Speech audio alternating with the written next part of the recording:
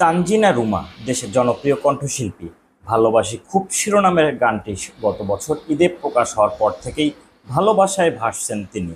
তিনি মঞ্চ বা বিভিন্ন অনুষ্ঠানে গান গেয়ে থাকেন। প্রায় সময় হিজাব পরে মঞ্চে ওঠেন এ গায়িকা। হিজাবের কারণে তাকে বিরূপ কথা শুনতে হয়েছে, কখনো বা মঞ্চ ছেড়েও আসতে হয়েছে এ গায়িকাকে।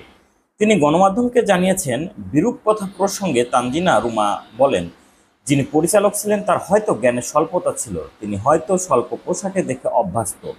দেখা গেছে আমরা দুজন সঙ্গীত শিল্পী, এর মধ্যে একজন স্লিভলেস আর আমি পর্দা করে আছি, তার কাছে পর্দা ভালো লাগলো না, তিনি আমাকে হিজাব খুলে গান করতে বলছেন, আমিও করব না বলে চলে এসেছি।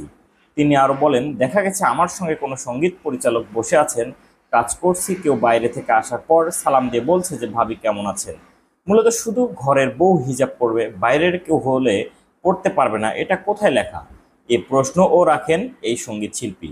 এই গায়িকা আরও বলেন, যিনি যে পেশার তার সেই দিকে ফোকাস থাকা উচিত। আমি যেহেতু গানের মানুষ, আমি যদি আমার গান ঠিক রাখি তাহলে হিজাব কোনো বাধা হতে পারে না। এখন টিভি চ্যানেল খুললেই দেখি অনেকে হিজাব পরে পারফর্ম করে, যা আমার কাছে খুবই ভালো লাগে। Rajababu, hero the superstar, hitman, অন্তর্জাল সহ ৭ শতাধিক সিনেমায় প্লেব্যাক করেছেন এ শিল্পী। হাজারের বেশি গান প্রকাশ পেয়েছে তার কণ্ঠে। কাজের স্বীকৃতি হিসেবে বিভিন্ন সম্মাননাও পেয়েছেন। এছাড়া সম্প্রতি নেপাল ইন্টারন্যাশনাল এক্সিলেন্স অ্যাওয়ার্ড ২০২৪ পেয়েছেন তানজিনা রুমা।